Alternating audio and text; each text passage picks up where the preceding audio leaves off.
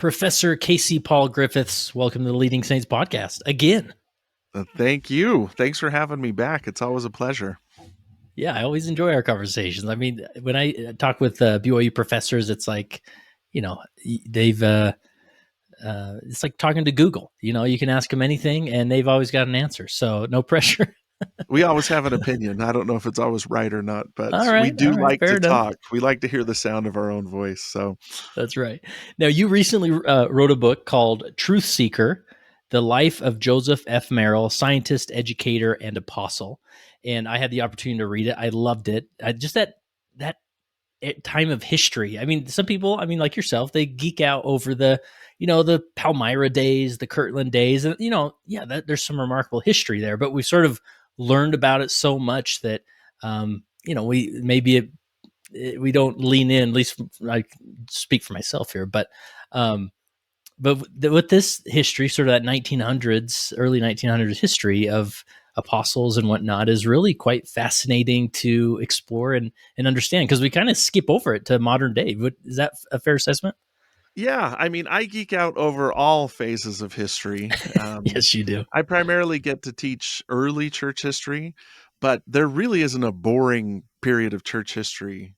That's why I would urge everybody to read Saints Volume 2 and Saints Volume Yes. 3. This book kind of aligns with the time period of Saints Volume 3.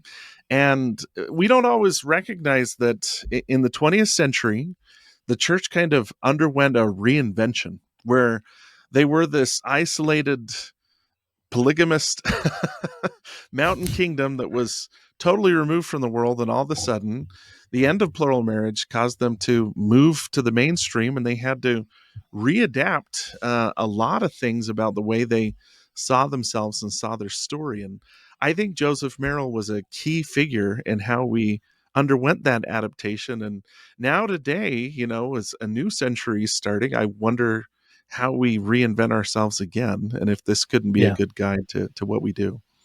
Yeah. And one of my favorite rooms in the conference center, that top floor room, I think it's called like the Room of the Prophets or something. They have a portrait of every apostle in the latter days. And I love Yes. walking around that room, and it's like, man, there's so many here. They're just a name to me, but to think that they were actually an apostle. And, I'm just intrigued by, I'd love to learn their story. And so for you to take Joseph Merrill and you record his history and go back through his journals and whatnot, now that we have that history, is so awesome. What I love about this conversation is I'd love to go back and talk with some of these former apostles and just get their, as we do on this podcast, their how I lead story. Like, how did you lead, and what did you face? What are the obstacles? And so we can't raise them from the dead quite yet. And so you'll Right. have to, their biographer will have to do, but maybe just put Joseph Merrill in perspective here for those who are less familiar with him. Okay. Joseph Merrill was an apostle from 1931 to 1952. And he comes from an era where, if we think of an apostle from that time, it's usually James Talmage, because he wrote so much good stuff that helped articulate and explain our faith and draw us closer to Christ. Probably the second one you think of from that time is John A. Widtsoe, who also wrote a lot and was kind of a popular writer and speaker. Merrill's role was not as a writer and speaker per se, though he was pretty good at that, but it was as an innovator. In fact, using the 21st century kind of business speak that we're familiar with, you might say that he was a fan of disruptive innovation, where he was somebody that was willing to come along and say, basically, is this working?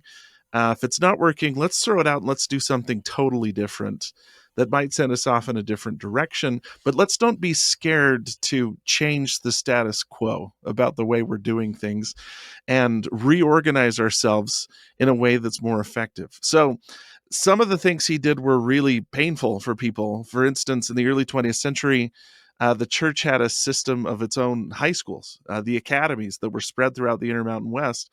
But it got to the point to where public high schools, which were free, had surpassed the academies, which were not free. And now we were placing a double burden on members of the church, where they were paying tithing and paying for their kids to go to these schools. So Merrill comes along and says, well, why don't we figure out a new configuration that could help both sides, and that was to basically send all our kids to public school, which was free, but set up a theological department in a building next door to the public school that the church could pay for. And you could basically have kids receive almost the same experience they got at an academy, but for a tenth of the cost. All their teachers of their public schools in the Intermountain West were usually Latter-day Saints who were people of faith, but the church was paying for the whole system. Merrill's innovation was to basically say, why don't we just pay for their religious education and let the state take care of the rest, instead of trying to replicate what the state is doing and, in a sense, fight against it. Let's embrace what they're doing and find a way to make it work with our way of life too. And so a lot of innovations like the seminary system, the Institute of Religion, even the way that we approach media, where our impulse is to fight against the media environment that we live in. That's as true today as it was a century ago. Merrill Yeah. instead was saying, why don't we embrace this and use it for our own benefit instead of constantly trying to fight against the tide. There are times when it's necessary to fight against the tide, but Merrill was basically looking at everything and saying, when can we embrace change in a way that's helpful? And do we always have to be defensive about new things? Why can't we embrace new things and use them as a way of making things better? Yeah, and I definitely want to spend a lot of time on that during our discussion of, because that is true leadership, and we often frame it here, leading saints as positive deviance, right? Like he was a deviant, he was willing to push the envelope a little bit, but in a positive way, because he wanted to see, and he believed so deeply in the restored gospel and whatnot. But early on in his life, I love seeing sort of his faith journey, especially early on, and his father, who was also an apostle, was it Mariner, right? Mariner Merrill, yeah, who I'm hoping to Merrill. make a biography of too, because Mariner's a Oh, nice. really interesting character. Yeah, he is. And just the contrast of his father's, he had these dynamic visions where, you know, uh, where Joseph was just trying to get an answer, just a peep from heaven, let alone a vision. Yeah. One of the first lessons I learned in studying his life was spirituality works different for different people. Yeah. And Joseph's dad, Mariner, was, apostle, president of the Logan Temple, prolific practitioner of plural marriage, if I can say that. Yeah. And he was this guy who had visions and saw, like, one of his earliest recollections, Mariner, is that he saw a vision of himself moving to the Intermountain West and changing his life. There's a story told about him when he was president of the Logan Temple, that he looked out the window and saw a guy standing on the lawn This is so and great. walks down, and the guy's Satan. And Satan basically says, yeah, I'm doing everything I can to stop people from coming to this temple. And Mariner just confronts him. And it seems like Mariner's awash in this world of visions and dreams. And then Joseph comes along, and he's an empiricist. He's a practical, scientific minded person who desperately wanted to experience spirituality the way his dad did, but did not. And it seems like that was really frustrating to him in his early life. But what he learned as time went on was that he experienced spirituality different than his dad. And it also was something that he wasn't awash in every day of his life. It came to him at key points when he really needed it. So one of Hmm. the chief stories he tells is that from the time he was 8, he was praying to gain a testimony of the gospel. And he knelt down every night and prayed to know, and he was expecting something like what happened to his dad, a vision or some sort of dramatic experience. And he does this for 10 years with no result. And in fact, the night before he's supposed to go to college at the University of Deseret, later University of Utah, he kneels down and said, I just sort of thought, I'm going through the motions here, but I might as well. And it's then, the night before he's going to go to school, that bam, he gets a spiritual manifestation. It's not a dream and it's not a vision. It's this overwhelming feeling that the gospel's true. And he realized that he had desired it earlier, but the time that he needed it was precisely when he was leaving to enter into this really secular world, that he needed then to have this spiritual experience happen. So one of the things I learned was, if you don't experience spirituality the same way your mom and dad do, or a brother or sister of the people around you, that's okay. There's no one size fits all. The Lord knows us really well, and He knows when and precisely what to give us. But sometimes it takes real patience and forbearance for us to get what we need at the time when we need it. Yeah. No, I've really related to his faith journey there. That sometimes we try and frame spiritual experiences a certain way, or we hear those stories and fast and testimony mean they're just fantastic. But I think, man, I've never had something like that, or when I pray, I don't necessarily get an immediate answer or whatnot. But there's sort of just this journey that each individual is on to, as far as how they communicate with the divine, and how the role they play in their life. And that doesn't mean anybody's doing it wrong or others are doing it right. It's just different for other people. Yeah, yeah. I mean, all the elements are there, but they manifest themselves in different ways. And Joseph's mindset was always kind of this scientific worldview. And I don't know if he would have responded that well to a vision or Yeah. a dream like his dad did. His dad comes from this more kind of older mystical tradition. Hmm. Joseph grows up and receives a ton of education because his dad insists on it. And so the way that the Lord approaches him is a little bit more practical, a little less dramatic, but no less real than anything that his father experienced. It was just personally suited to him and what his approach was. Yeah. And I love those stories of somebody who does become an apostle, right? That, yeah, it was different for them, and it wasn't always grandiose or mystical, right? And he was, as far as you can tell, he was the first first individual to earn a PhD from Utah. Is that right? I Yes, he is the first native Utahn to get a Nice. PhD. Him and John A. Widtsoe, who kind of had a rivalry, they were friends, but they had a rivalry their entire life, got their PhDs within a couple months of each other. But I think I Oh, did verify that Joseph beat John A. Widtsoe by a couple months. And yeah. actually, him getting his PhD was one of the most interesting parts of the story to me. I wrote this as my master's thesis, and so I was in grad school when I was studying him. Joseph leaves Utah and goes to Johns Hopkins. He goes to University of Michigan, Johns Hopkins, all these schools back east. And for a while, there's this rich collection of letters that he writes to his fiancee, Annie Laura Taylor Hyde, who those names should ring a bell. She's the granddaughter of two apostles, Orson Hyde and John Taylor. And while he's at grad school, they have these conversations back and forth about their faith.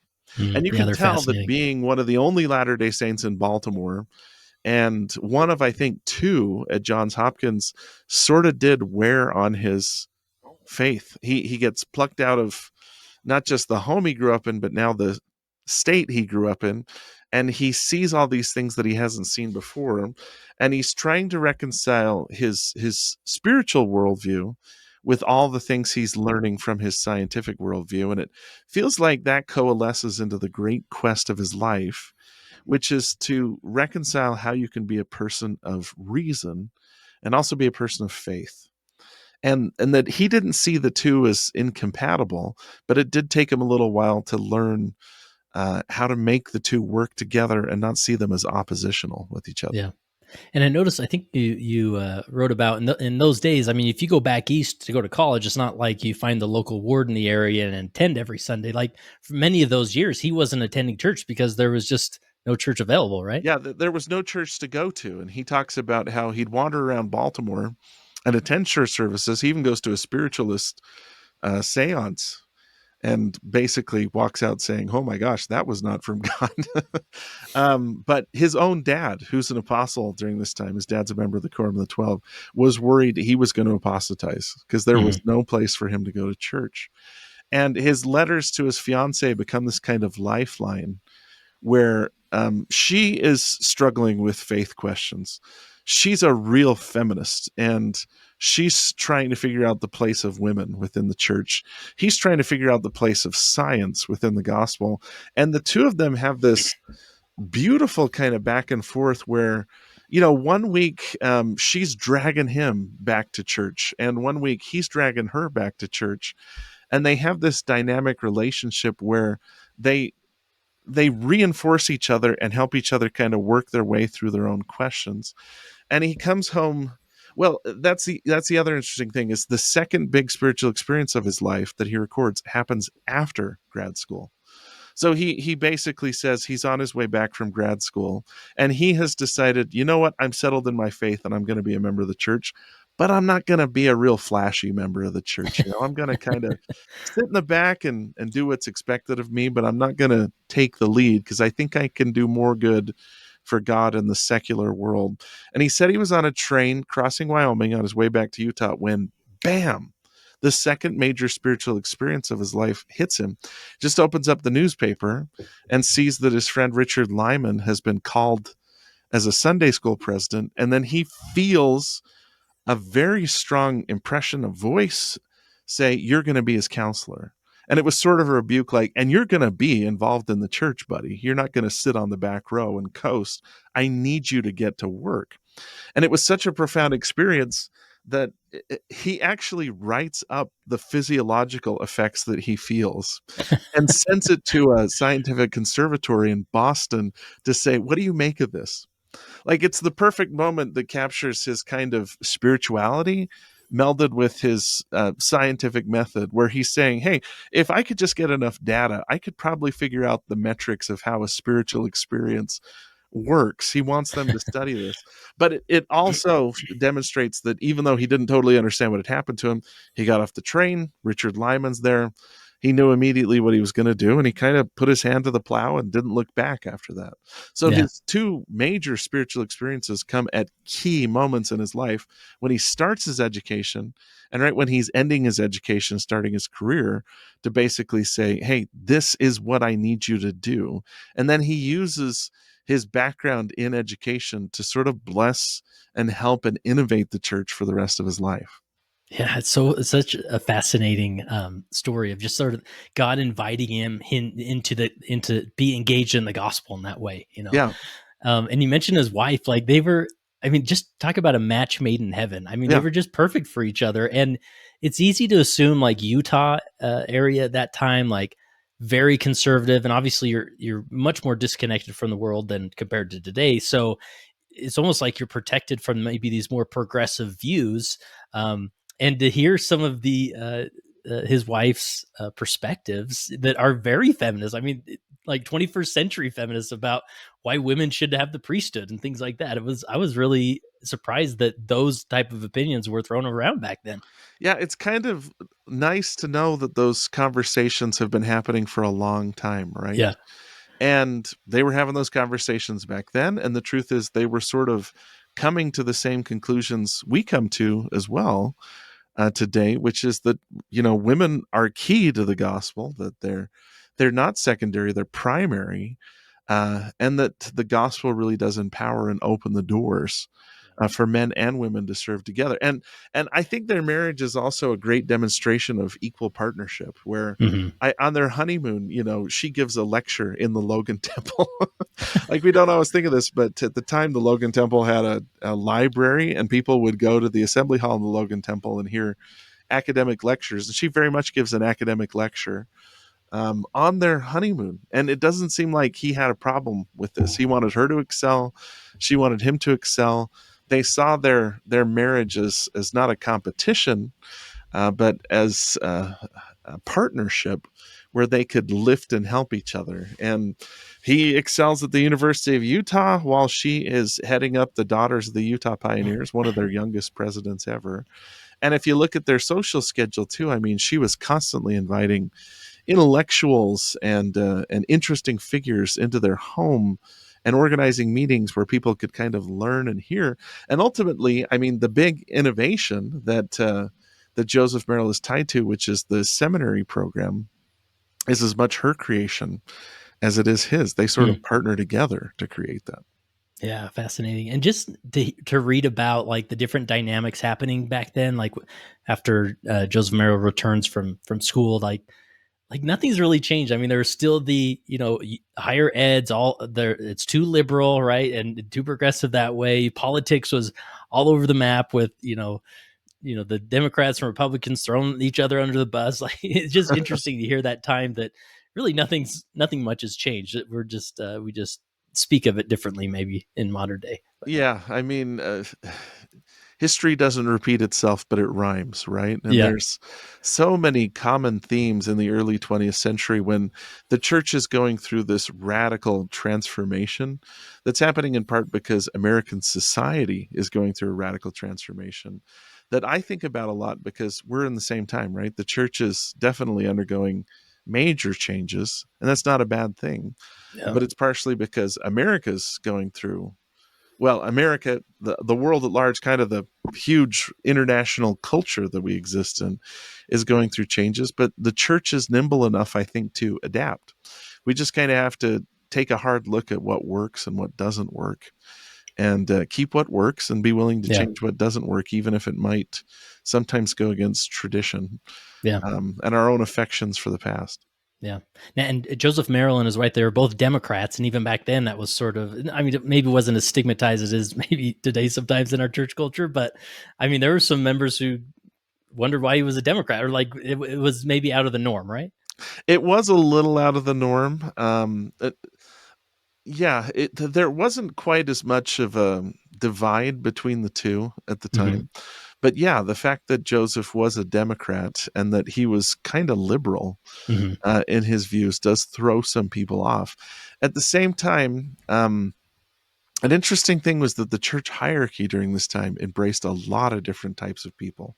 Mm. Like on the surface, you wouldn't expect that someone like Joseph Fielding Smith, who is very conservative, and very sort of traditional when it comes to his theology, could sit next to someone like James E. Talmage, who was a little less conservative and a little less traditional in his theology, and they could get along. And there were conflicts at times, but it seems like the leadership of the church, the people that are choosing the members of the Quorum of the 12 Apostles, and I shouldn't say choosing, they're using Revelation to call them, saw that not as a bad thing, that there didn't have to be a sameness among the members of the Quorum of the 12 or the leaders of the church, that they could have huge differences and embrace them.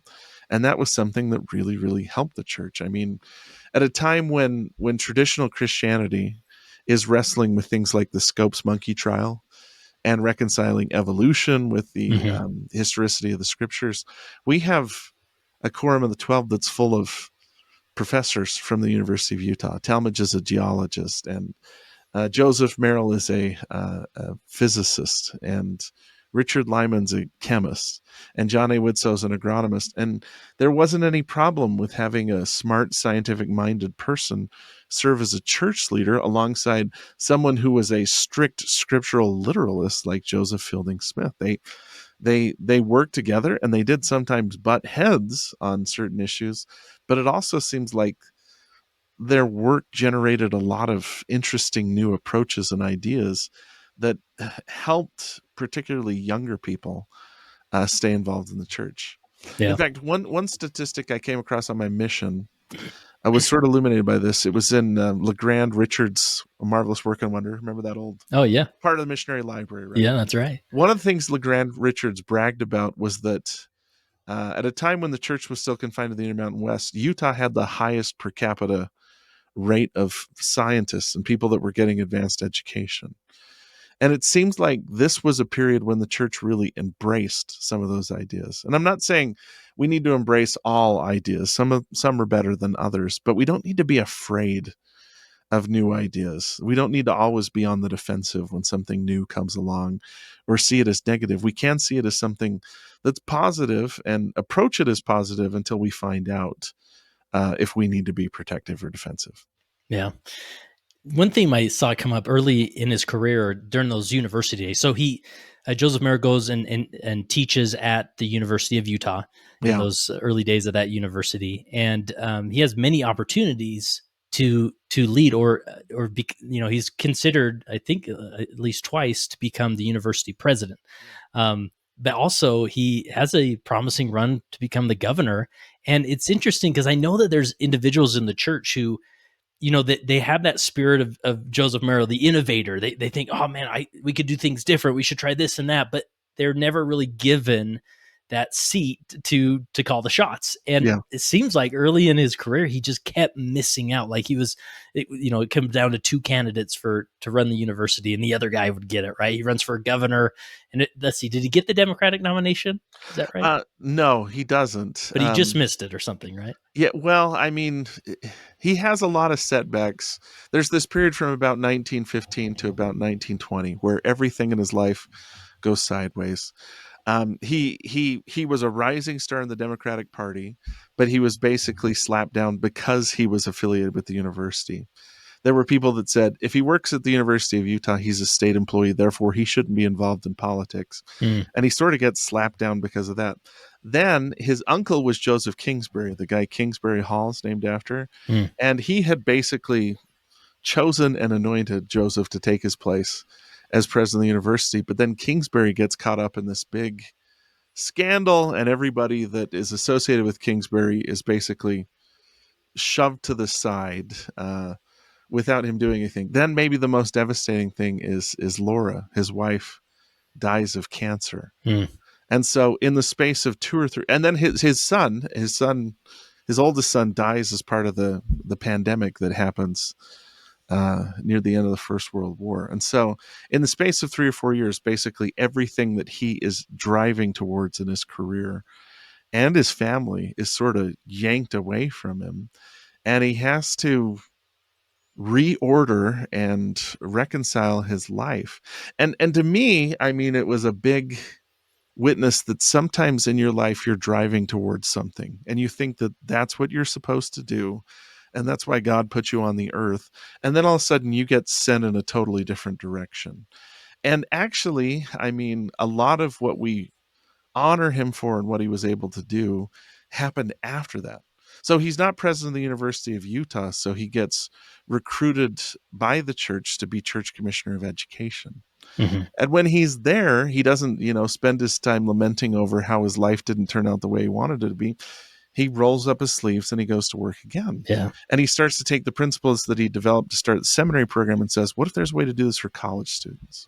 He's thinking about when he was in grad school and how he had no one to help him reconcile what he was learning in college with what he grew up with in his faith.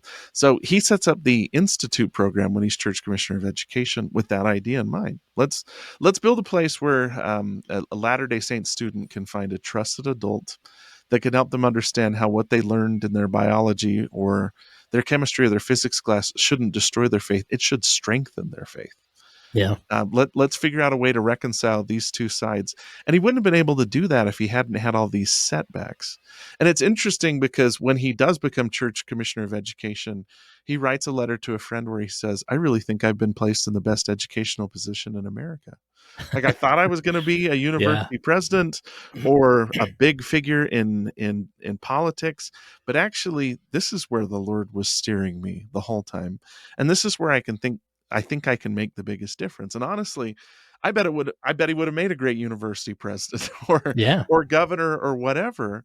But the impact of what he did when he was the head of church education is something that a century later, we still are benefited from. It's probably where his talents and gifts would have made the biggest impact when it comes to the kingdom of God and helping people figure out who and what they are. Because I mean, you and I, Kurt, have both had seminary and institute teachers that were really valuable mentors. Huge. Yeah.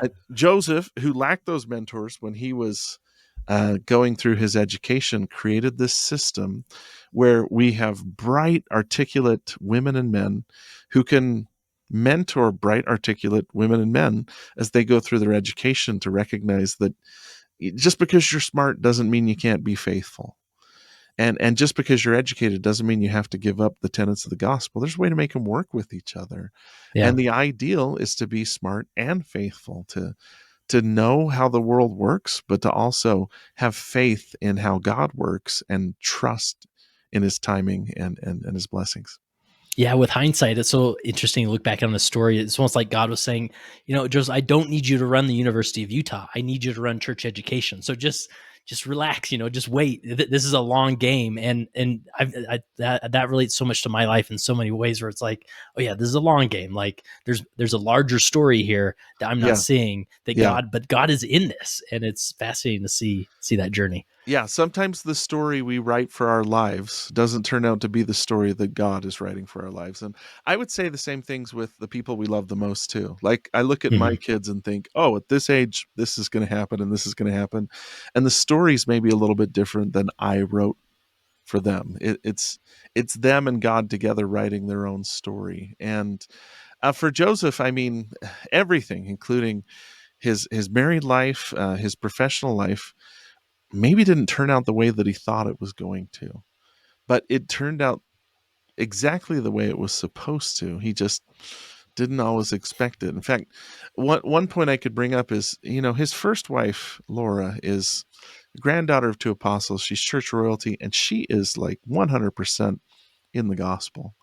His second wife, Millie, was a convert to the church. She got baptized 2 days before they got married. That's And crazy. it seems like she got baptized because she was in love with him, and he, faith was a huge part of his life. She is not from the church culture. And I found a lot of interesting things in his journal about him struggling to compare her to his first wife. Yeah. Now, she's the one that accompanies him as a mission president, that goes with him to Europe. And eventually they have a wonderful, close marriage. But it takes time. And that's maybe not what he expected either, too. He thought that he'd marry this wonderful woman who's the granddaughter of two apostles, and they would live their lives together. But he loses her after 17 years. And he gets into this second marriage that isn't what he expected. And there's some places in his journal where he just makes unflattering comparisons Yeah. between that. So That's the it's like wonderful thing real and about raw. him, Yeah. is it's real and it's raw. And I got to see that this guy who seems like he has it all together really had some struggles, but they do overcome that. I mean, he writes some really touching things about her when they're serving as mission presidents in Europe. And then when she passes away, because she passes away too about 12 years before he dies. He writes about, how they grew together to build this second loving union. And I mean, that's another part of our life too, our marriage and our family, where sometimes we've got the script written and we know exactly what our life is going to turn out like. And then we get thrown a couple curveballs, and we just have to accept that, no, this doesn't mean that my life has gone off the rails. This means that my life has gone in a different direction, but it might be still headed towards the place where the Lord wants me to end up. Yeah. Yeah. Millie's a fascinating character as well, that she gets a few baptisms by fire, not only joins the church, but is now suddenly this housewife with a family to take care of, Yeah. that, because Joseph has to work, and that back then, I mean, that's just, she needed to care for the home, right? Yeah, stepmom to 5 kids. She goes from being a single lady in a professional career to being a stepmom taking care of kids, married to a fairly prominent church figure. He wasn't an apostle when they got Right. married, but then she goes from, being married to a nice guy who's really involved with his church to someone who's 24/7 church, and then becomes an apostle. And you got to imagine that for her, who all reminiscences say she was a very shy and sort of resigning person, to being a mission president's wife. Like now she's center stage. And it seems like she had a little discomfort kind of fitting the expectations that are there. And I think about my own wife, where I was serving as a bishop, and I said, let's go to this movie. And she goes, can't we go to a movie, a little further away from home? And I said, how come? She goes, I just don't know if I want to run into somebody from our ward. And I go, well, what do you mean? And she goes, you have to understand that the only person they have higher expectations for than you is me. Oh. Like we make all these jokes about Uh-huh. how, when we call a bishop, we find the most righteous Christ-like person in the ward, and then we call her husband or Yeah. something Right. like that. But my wife sort of chafed. She's sort of a more shy, conservative person. And she sort of chafed with the idea that she wasn't called as the bishop, but for some reason, the expectations of her were higher than they were for me. Hmm. And it was the same thing with Joseph's second wife, where she wasn't called as a mission president, she felt, but all of a sudden she's placed in this world of expectations and expected to just sort of go with it. And she does really grow into it. But that can be a challenge too, is sometimes your life is sent off in a different direction, not because you chose it, but because of what happens to someone you love. And that was an interesting facet of life for me to explore too. Yeah. So let's talk about him being, I mean, he is the founding father of the Seminary and Institute programs. And you look at those programs today, and I mean, they are, I mean, it's an institution, right? Like it's as common and resilient as you think, like the temple program, family history, the priesthood. I mean, it's just a part of our tradition. Mhm. But early on, I was just so amazed at the hurdles, the resistance, the pushing that this took to get it going. Where should we start with unpacking just the beginnings of Seminary and Institute? Well, I mean, yeah, there was resistance because it was a new idea. And I mean, you've heard that phrase that radical ideas discouraged by institutions eventually become institutions that discourage radical ideas, right? Yeah. The institution that he's contending with is the way that they'd done church education for 20 or 30 years before, which was in 1888, President Woodruff said, "Hey, we've got to make sure our kids are educated. So let's set up an academy system," which was a church academy could be everything from a high school that was run by the church to a boarding school like Hogwarts, where your kids would leave during the winter and go to school and then come home. But by the time Joseph Merrill comes along, they're fairly established. The problem is that uh, they were being sort of made obsolete by the establishment of public education. Church academies were established when there wasn't a public high school in every community, but in the 1890s, the United States starts to provide free public education, and it becomes really, really hard for a church academy that thrives based on tuition to compete with a free public high school. And so, by about, I mean, there's actually a chart in Milt Benyon's book on Mormon education where enrollment at church academies peaked the same year that the seminary program was launched. Hmm. So on the surface, it seems like the academies are doing great. But the year after, they start to decline, and he overlays enrollment in public high schools. And the year that the academies peak is right when public high schools start to ascend. So we knew that the academies, just because of the difficulty we had in getting them to everybody, not every community had an academy, not every community had the means to create one, they were going to go away. But it was hard to see at the time the seminary program was launched. Joseph Merrill comes along, and his kids don't have an academy to go to. They're in the Granite School District. They have to go to Granite High School because there's not an academy that they can attend. There's LDS Academy, which is in downtown Salt Lake, but that was a little far for them to travel. So he comes up with this idea of, what if we just build a building next to the public high school and we teach religion there? So let's release them from school 1 hour a day. We think he actually got this idea from the Vesper services he attended while he was in graduate school, Hmm. where at Vesper services, they'd set up a little spiritual service for college students, and you'd leave your college education and go and hear a spiritual leader talk to you. So Joseph says, let's build a building next door to the high school. Let's hire a really smart person who has a ton of faith. The guy they hire is Thomas Yates, who I tracked down his family too. Thomas Yates is an engineer, Cornell grad, who he's building the power plant in Murray. He's a man of science who only teaches 2 classes, but he agrees to it, and the 2 of them work out this curriculum. What's the curriculum going to be? Well, we're going to focus on the scriptures, but we're also going to introduce academic ideas into how to approach the scriptures. We're going to not just sort of quote scripture at them, we're going to teach them how to use the scriptures. And I mean, it turns into this wonderful, first of all, it's really pragmatic because they do a cost analysis benefit in the 1920s, and it costs about 10% as much to educate a seminary student as it does to educate an academy student. Hmm. Second, it allows them to work with the state government instead of fighting against it by having their own system. And third, it sets up this wonderful program of mentorship where there becomes this great tradition of find a smart person in your ward who loves the gospel and loves the scriptures and can relate to young people, and let's turn them into their spiritual a mentor. Because when it comes down to it, I mean, I can't remember a lot that I learned about the scriptures in seminary, but I could name all my seminary teachers. Yeah. And actually, the most important interaction I had with a seminary teacher didn't happen in a classroom, it happened at a ball game, Wow. where I saw him there with his wife and kids. And he came over and talked to me for a long time and just genuinely showed interest to the point to where I Mm. thought, this guy cares about me.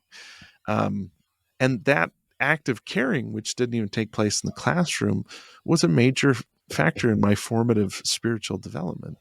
The seminary program was designed to just take these great mentors, these women and men who love the gospel, and turn them into spiritual mentors. And sometimes the mentoring is maybe even more important than the learning, than the curriculum. It's just seeing somebody that isn't perfect, but strives to live the gospel and is intelligent and educated, really helps our young people see that they can do the same thing too. Yeah. So when the seminary program gets going, and I'm just shocked by the political pushback he got. There was this one character, I forget his name, that was almost determined to not let the seminary program move forward. That there's all this debate about whether we're mixing church and state too much. And you think, what's the problem with students leaving high school, Yeah. going to a different building, and just learning about church stuff? But there's just such resistance in this on the political level as well. There was pushbacks from a lot of direction. Part of it was political, is release time seminary program mixing church and state. Part of it came from the church. In fact, one person who really struggled with the seminaries was David O. McKay. Mm. David O. McKay was principal of a church academy. And David O. McKay's view was, you can't separate the spiritual and the secular. They're the same thing. And he does have kind of a point, right? I mean, maybe the ideal would be to have a church academy everywhere. But the practical approach is you have a spiritual mentor that reconciles the secular and the spiritual together. But David O. McKay at first felt like that Brigham Young teaching that you shouldn't even teach the mathematics tables without the Spirit of God meant that the seminary program was trying to put spiritual over here and put secular learning over here. And he felt they were better blended together. And that is a totally valid objection to raise. But there was also this pragmatic approach of, hey, should we duplicate what other people can do for us? Or is this a render under Caesar and render unto God, the kind of things? I think that the system does work well together. However, I'm at BYU, where Yeah. one of the great things I loved about BYU was that my geology teacher could bear his testimony in class. That might be the ideal, but accepting that the church might not have the resources to create a BYU in every community throughout the world, the next best thing is to have a seminary or an institute there where a person can go and receive spiritual training and teaching, and not just spiritual teaching, but reconciliation of the secular truths they're learning with the spiritual truths of the gospel. Yeah. And I appreciate like the different forces, even within the church, like you mentioned David O. McKay, where as church commissioner of church education, right? He's being pulled by these internal forces. Like, David O. McKay thinks one way, but others are kind of pulling him one way. And I think a lot of leaders could relate to that dynamic as even in the church, right? Yeah, you've got David O. McKay, who's very much a spiritual educator. I don't care about the practical costs. Let's just do what's best. And then on the other hand, the other person pulling him is Heber J. Grant, who Heber J. Grant is a business practical cost Yep. benefit analysis guy. And Heber J. Grant is constantly saying, how do we manage the finances of this church and do this? So, David O. McKay, it seems like throughout his prophetic career, did not care about the cost. Let's just do what's best. Then there's other leaders of the church like Heber J. Grant that are pragmatic, saying, yeah, well, we can't help anybody if the church goes bankrupt. And he's pulled in these two directions, trying to find a way to compromise the two of, can we do what David O. McKay wants to do, which is really just make sure people get a world-class spiritual education, and what Heber J. Grant wants to do, which is, can we make sure that the church works on a practical level without going bankrupt? And the Seminary and Institute program was a meeting of the ways between the two. It was a lot less expensive than the church academies. So actually, they close all the church academies or transfer them to the state. A lot of people don't know this, but if you live in Utah or Idaho, your local high school might have been a church academy that got transferred to the state. Or there's a number of schools in Utah like Snow, Weber, and Dixie that were church academies that got turned into church junior colleges, but then eventually got turned over to the state too in favor of institute programs.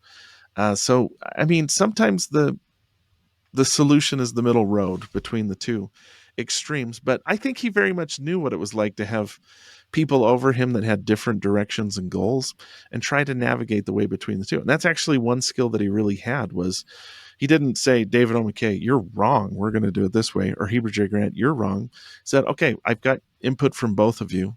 Let's see if we can find a way to help everybody achieve what they want to achieve. You might not get everything that you want, but we'll get most of what you want, and we'll find a way that works for everybody. He was a great compromiser when it came with that. And I have a friend of mine who says there's three types of people. He says there's people that say, let's get it done. That's Heber J. Grant.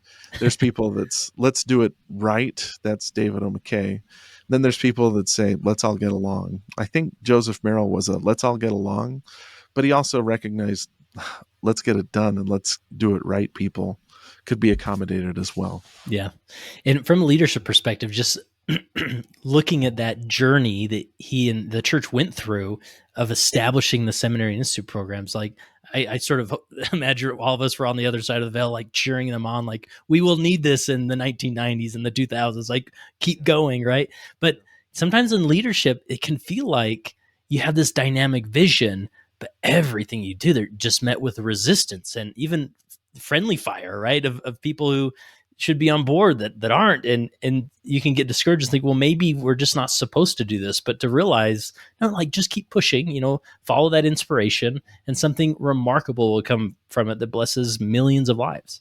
Yeah, I mean, if you're like me, Kurt, you probably felt like every phase of your life you weren't crushing it, you were surviving. Yeah, right. I look back on my time in ecclesiastical leadership and think, oh my gosh, uh, every day I wasn't thinking about 50 years down the road. I didn't have a grand vision. I was thinking about the next 24 hours and how to survive. But you add up enough of those 24 hours, and sometimes you get the perspective to look back and say, we did do something really great. We held to our vision. We made little changes along the way as things came up, but what we achieved is really extraordinary. But it's really hard for us to see that when we're in the midst of the complexity. Sometimes it takes a little. I mean, and Joseph Merrill doesn't even write positively about the seminary program until the 30s. Then he writes a big article because now it's an institution. And he writes an article for the Improvement Era where he says, we sometimes build better than we know. Which to me was really profound because, man, feeling like I'm just surviving one crisis after another, I have to pull back every now and then and say, you know what? We're doing something pretty great here. Yeah. And it's easy to get caught up in the little tiny complexities of life and miss the big picture of what we're doing, what the grand vision is. I saw that in him, but he was fortunate to live long enough to kind of start to see. And he even recruits, the second seminary teacher was a guy named Abel Rich, who right before he retires recruits and trains a guy named Boyd K. Packer.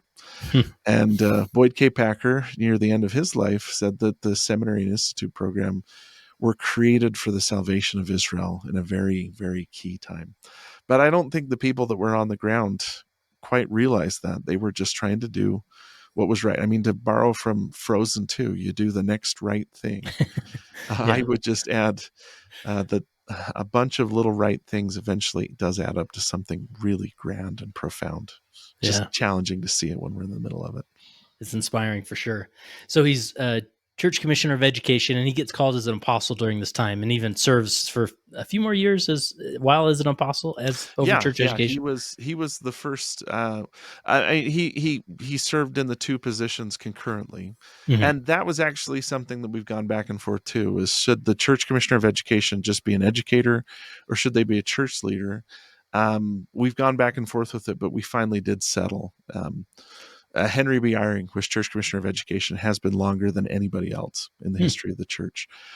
He was the one that finally just established that the head of church education needs to be a general authority as well. They need to have both ecclesiastical and and I guess you would say organizational authority to do what they do.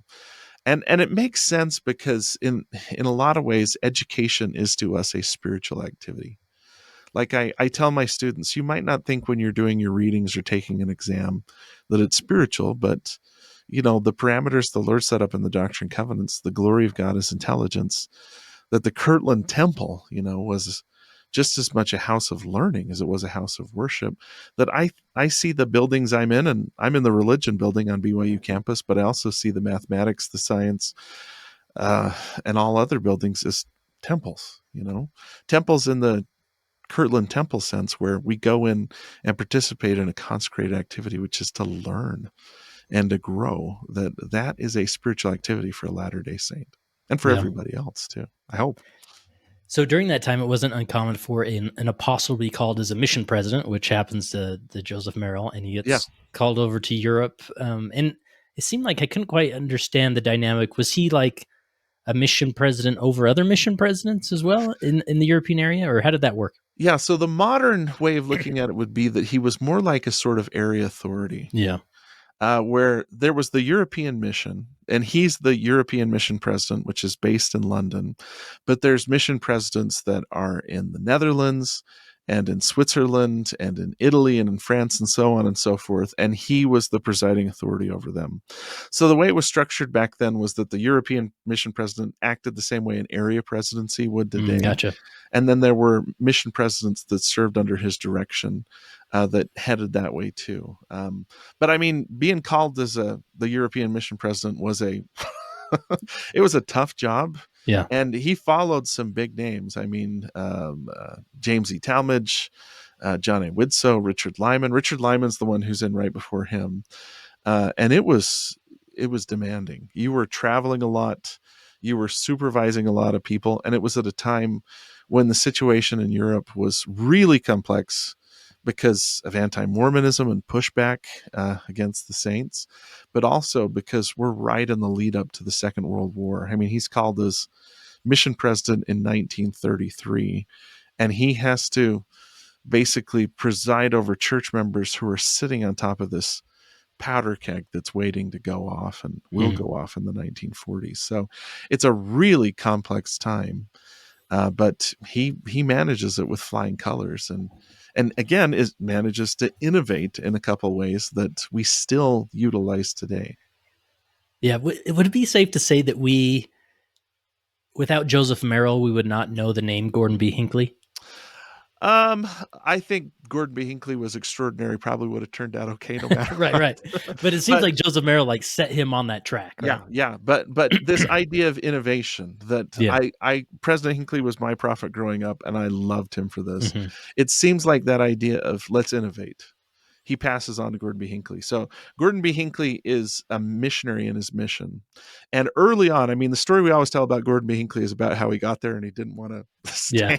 Yeah. And his dad tells him, forget yourself and go to work. Mm-hmm. Well, almost immediately after that, Gordon B. Hinckley, who's a little bit older than the rest of the missionaries, he waits a while to go, is called into the mission office and spends almost all of his mission as the office elder, the assistant to the president, working with Joseph Merrill. And Joseph Merrill does, when he gets to Europe, what he's done everywhere else. He sits down and says, instead of just doing what we've always been doing, which is, we've been putting down a soapbox in Hyde Park and getting up and preaching, and he starts taking that system apart and saying, do we have to do it this way? And is this way even effective anymore? So there's all kinds of letters between Joseph Merrill and the church hierarchy where he's saying, why aren't we using new media? People go to movies. Why don't we start making movies? People listen to radio. I mean, if Joseph Merrill was around today, he'd be talking to the church hierarchy saying, we need more YouTube and podcasts. And why don't we have a TikTok channel or something like that? He was really interested in embracing new ideas. And he sort of, brings in Gordon B. Hinckley and says, hey, kid, figure this out. So when Gordon B. Hinckley leaves his mission, and this is a part of his biography that maybe some people know, he's sent by Joseph Merrill to meet with the first presidency. And Joseph Merrill says, hey, I think you'd make a great seminary teacher. And so Gordon B. Hinckley meets with the first presidency, says all this stuff about new media and new approaches to media, and then goes off to be a seminary teacher. But he gets a call from the first presidency where they say, we liked what you said. And it's kind of a, hey, kid, we like the cut of your jib. We want you to come back and manage this for us. And so Gordon B. Hinckley in the 1930s becomes the church's media specialist. He's the person that introduces radio, um, new innovations. He's the person that comes up with the idea that in the temple, we should be using a movie instead of a live endowment, which now is standard practice throughout. There's not a temple in the church where we Yeah. don't use a movie, because it's so much easier when it comes to translation, when it comes to the number of people that have to be involved and everything like that. Joseph Merrill mentored him in that. And they create this new kind of media approach, which I would argue was there from Joseph Smith on. I mean, Joseph Smith said, let's use a printing press, right? Let's set up a church magazine or church newspaper. That's new technology. I think Joseph Smith, Joseph Merrill, and Gordon B. Hinckley would be the kind of people saying, hey, why aren't we using Slack to communicate as a bishopric? Or, hey, why don't we use Trello? When I was a bishop, we used Trello to set up our Yeah. bishopric agendas. When I first got there, I was still dealing with the executive secretary prints out the agenda, and we all have a paper in our hands. Yep. When we started using Trello, which is sort of an electronic Like project agenda management, organizer. right? Yeah, we had Mhm. people changing the minutes, changing the meeting 5 minutes before by throwing stuff on Trello. That Mhm. worked really well for us. And I was grateful, and I tried to surround myself with people that were always sort of trying to think outside the box and say, hey, what if we use this? What if we do this? What if we text the young men, every night over Group Me, and just give them a little spiritual thought or something like that? That approach, I think, that Joseph Merrill passes on to President Hinckley stays alive and well in the church. And I will say, in my position, I get to deal with a lot of churches. I'm super proud of the church's innovative approach, where they seem like, when a new technology comes along, rather than being totally afraid of it and saying, no, that's not how we do things, we embrace it and say, what can we do? How can this serve us? And there might be some technologies that we discard because they're just not good.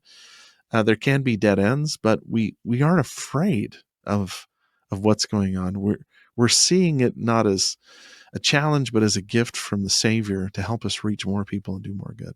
Yeah. And I just love that leadership principle that Joseph Merrill, demonstrates so well, is just because there's like this pull between like, you want to be, follow inspiration, be innovative, be a disruptor to some degree, a positive deviant, but also you want to be obedient, right? Like, well, the handbook doesn't say we can or can't do that. So maybe we just shouldn't do it. Right. But to sort of push and say, what could we do with this? What are the possibilities?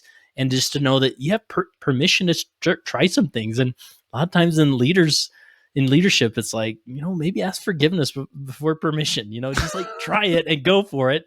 And maybe because so much of our tradition has come from these grassroots ideas, like the primary Sunday school, and even, Yeah. Joseph Merrill's ideas and whatnot, that has really dramatically improved the church in general.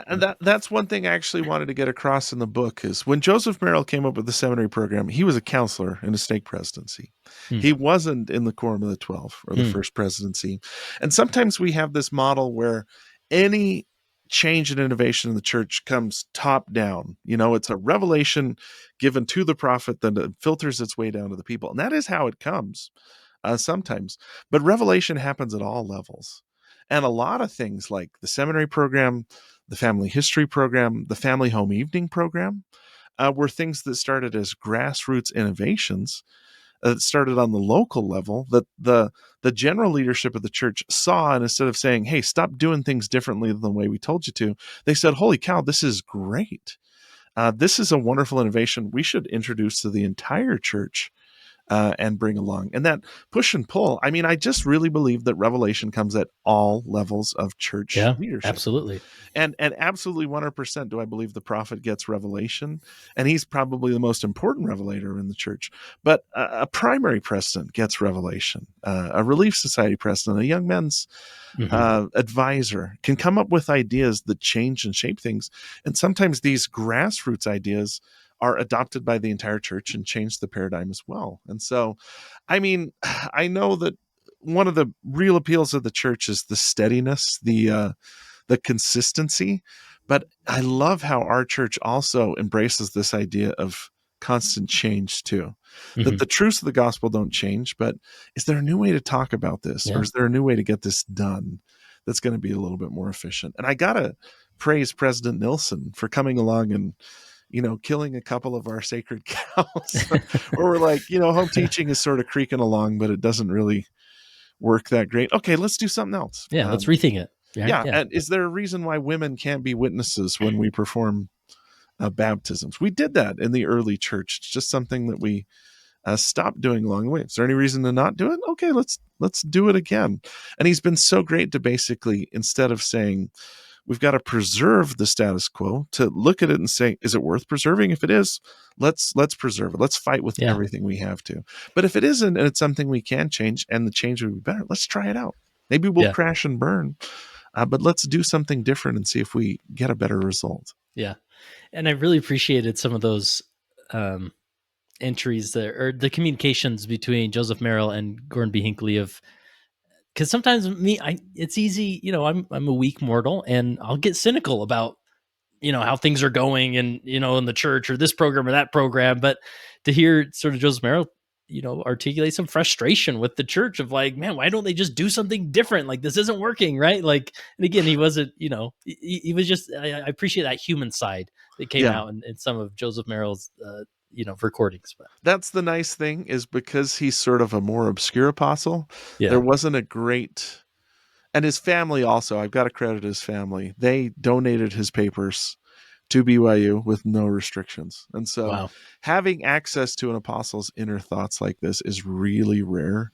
And one of the things that actually I think blessed me the most was to see frustrations, to see that, not everything was perfect in his mind. There was even times near the end of his life when he's frustrated with himself. Like, one of the innovations he suggested was, why don't you guys retire me? I'm so old. And Let's do I don't know this. if I'm effective anymore. Am I being here the most effective thing? And I totally understand the reason why Yeah. apostolic succession is set up the way it is, but there was no sacred cow to him. There was Yeah. no system, even the system of how apostles served to the end of their life, that he wasn't looking at. I mean, Yeah. some of the last writings of his life was him saying, I'm older and I don't know if I'm as effective, so maybe I shouldn't be in this position. And the leaders of the church were assuring him, you're still really effective. You're too hard on yourself. Yeah. And there's a reason why apostles serve for life.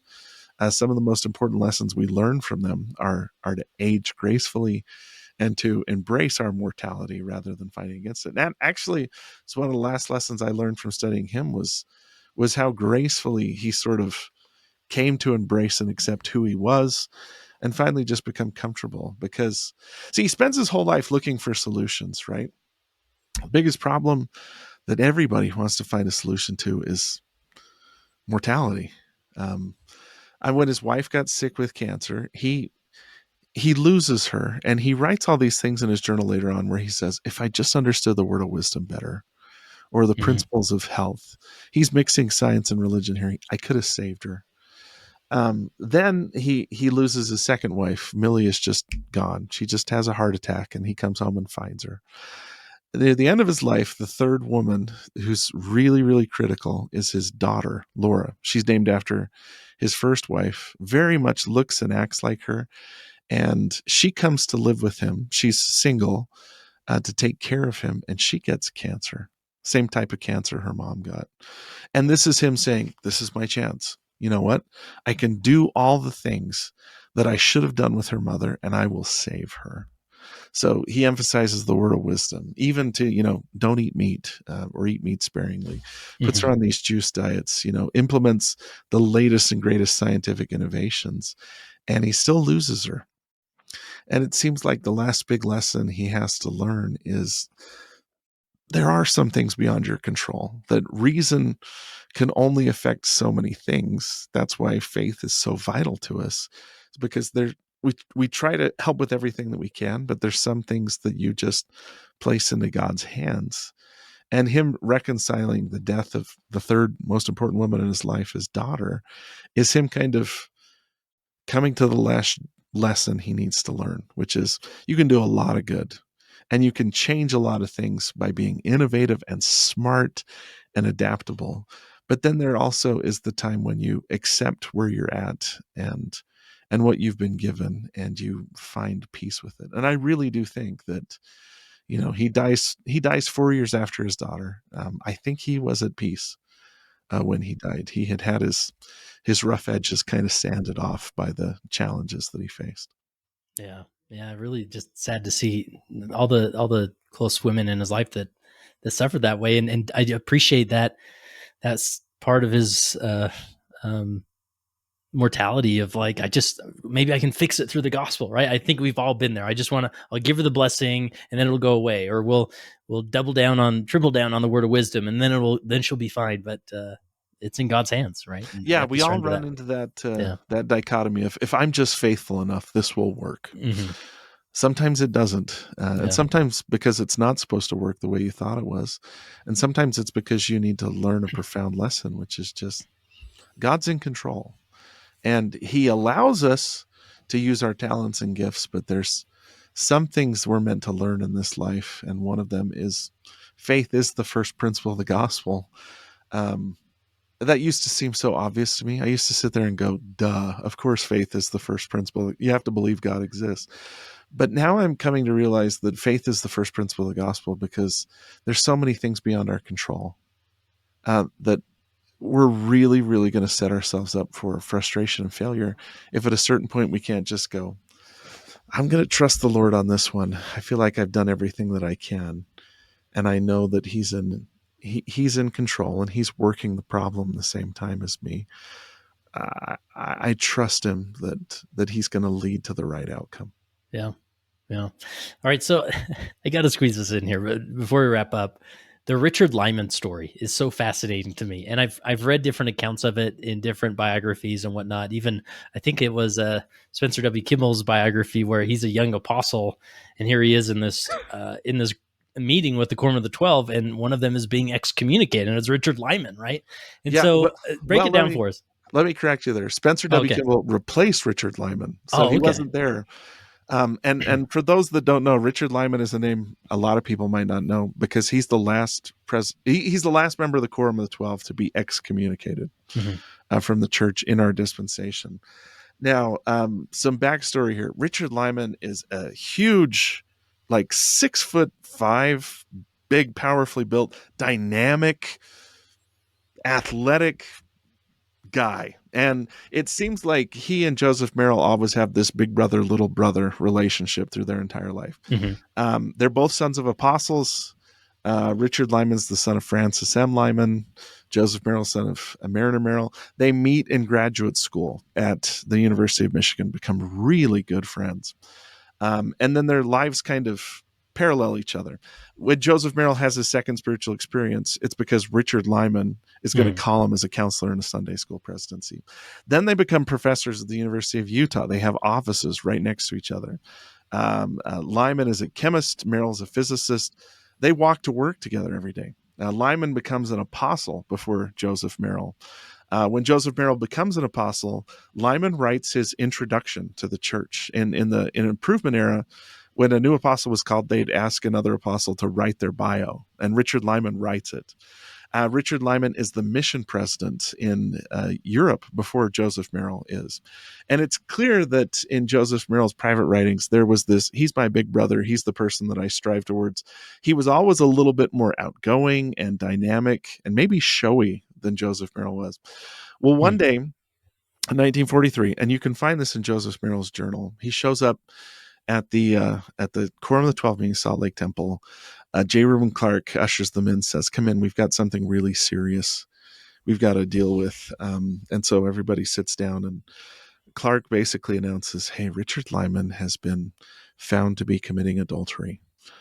And we need to talk about what we're going to do about this." And so the backstory is that Richard Lyman is married to Amy Lyman, who at the time was the General Relief Society president. Yeah, like, can you imagine what a scandal this would be? Right, yeah, it's today. crazy. And he feels like they're in kind of a loveless marriage. And so Richard Lyman, I think in his mind, didn't see it as adultery. He saw it as polygamy. Yeah. He saw this other woman as his wife, and he was engaged in an affair with her, but none of this took place with the sanction of the leadership of the church. Richard Lyman just went through these mental gymnastics to try and justify what he was doing. Well, finally, it catches up with him, and in the course of that meeting, Richard Lyman's excommunicated. And Spencer W. Kimball's called to take his place. Hmm. The story Spencer W. Kimball tells is Richard Lyman was such a popular, well-known apostle. Kimball is sent to a stake conference, the first stake conference he speaks at as an apostle, and they actually announce Richard Lyman instead of Spencer W. Oh my Kimball. goodness. And Spencer W. Kimball kind of has to get up and go, I'm not Richard Lyman. As you know, Elder Lyman was excommunicated. Sorry, he's not here, but I'm going to do the best I can. And then he just goes ahead. Well, Joseph Merrill was devastated by this. Like, he usually in his journal would record the temperature of the day and maybe here's what I had for dinner. He writes pages and pages about Richard Lyman's excommunication and Wow. how tough it was for him. But as I read on in Elder Merrill's journal too, I noticed a unique pattern. Every couple of weeks, there'd be Richard Lyman came to my house and had dinner today. Or I went to a football game with Richard Lyman. Or Richard Lyman and I went for a drive. Richard Lyman and I, spent the afternoon talking about his situation. And I got to say, I hate the word excommunication, and I'm glad that they changed it in the 2020 handbook. We don't say excommunication anymore. Right. We say removal of church membership, because excommunication sounds like you are shunned. We're not going to have anything to do with it. We are excommunicating with you, the opposite of communicating. We don't want anything to do with you. But it seems like Joseph Merrill, at least, and I would argue the other members of the quorum as well, did the exact opposite. They embraced this guy. They saw the damage that had happened to him and his family, and they reached out to heal. And the part of the story that we don't always bring up is that Richard Lyman is rebaptized. He's rebaptized 2 years after Joseph Merrill passes away. Oh, wow. But he does die married to Amy Lyman, and in full fellowship in the faith. He's not an apostle, but he's an active participant in the faith in full fellowship when he passes away. And that was another thing, was we don't always get to see the compassion behind the scenes, right, that happens. Like, there's this whole set of letters he got as an apostle, and one of them was this missionary who basically, the missionary had a girl who was waiting for him at home, and the girl had broken the law of chastity with somebody else. And at first she'd lied to the missionary and said, no, nothing happened. And then the girl actually got her act together and went on a mission too. When she was on her mission, she felt like she needed to come clean. So she wrote to her missionary and said, yeah, I did break the law of chastity, but I've gone through the repentance process. So this missionary writes to Elder Merrill and basically explains this whole story and says, how can I ever forgive her? Like, this is such a betrayal. How can I possibly love her or even have anything to do with her because she betrayed me? And Elder Merrill writes this letter back where he sort of tenderly but directly says, can you really be out there teaching about the atonement all day and not think that it applies to this person that you love? Like you've sort of missed the point of your whole mission, which is you're teaching people that forgiveness and reconciliation is possible, but you can't see how that's possible for somebody that you care about. You're so close to her and you're so hurt personally that you can't see that the Savior really can heal and fix something like that. And I actually tried to track down the missionary and his girlfriend or whatever. I couldn't find him. I don't know how the story resolved itself, but that's another story that I often tell in class, where sometimes it's really difficult for us to apply the teachings of the gospel to the people we personally relate to. Like, it's easier for me to be kind and compassionate to a student that I barely know than to my own wife or my daughter, because, I'm so close to them. I have such high expectations for them. He wasn't that way. He saw the atonement as something that we needed to apply to everybody, even the people closest to us. Yeah.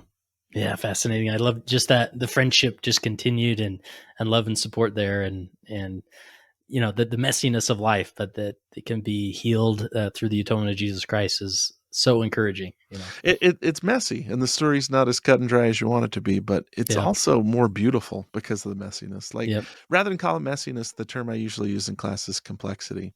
Yeah. And I'll tell students, if you're studying church history and you find out that Joseph Smith chewed a guy out, that's not messy. That's complexity. It Yeah. means that you're dealing with a real person and not a kind of polished figure where every rough edge has been taken away.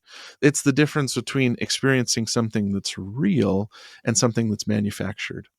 And real things, as I continue in my life, are the thing that I sort of seek. Like, it's cool to go see a Marvel movie, right? And I love Marvel movies as much as the next guy, but everything you see up there is manufactured and curated and focus tested Yep. to the nth degree to please you. It's another thing to go to a sacrament meeting and have somebody get up and say, "My talk today is on repentance. The dictionary defines repentance." And it's not great, right? It's not Right. perfect. It's not manufactured and cultivated. And maybe, there's been times when I thought, hey, why don't we just have this guy speak every sacrament meeting? He's awesome. But there's a realness that's there. When you get past the dictionary defines, and you hear a person starting to talk about their story. We just had state conference, and this lady got up and started out with the dictionary defines, but then started telling about how she'd lost her 16-year-old son. Hmm. And she wasn't the most dynamic speaker or the most articulate.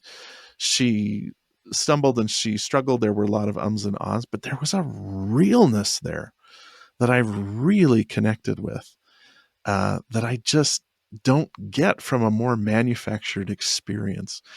And one of the things I think I've learned in my classes and as an ecclesiastical leader was that realness, that awkwardness that sometimes exists in church settings can be an asset because it shows that it's not a 100% manufactured thing. It's something that's organic and real.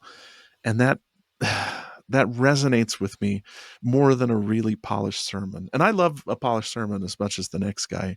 It's just a sincere testimony in my mind carries a lot more weight. You know that old Brigham Young story where he talks about how a man without eloquence converted him? He Oh, he yeah. gives Yeah. this wonderful quote where he says, I'd listened to all these preachers that knew exactly what they were doing, that had theological training, but when a man without eloquence laid down the basic tenets of the gospel and I could see that he was sincere, he lit my soul on fire. It was the sincerity that converted him. And in studying history, for me, that sincerity is a strength, not a weakness. The messiness of our history makes it genuine history, not manufactured history where everybody's perfect. I really, really like that. And that's one of the reasons why I love Joseph Merrill is his life was messy, but it was a real life. And when I wrote the book, I didn't want to present a sort of heroic figure that never did anything wrong. I wanted someone that I could relate to.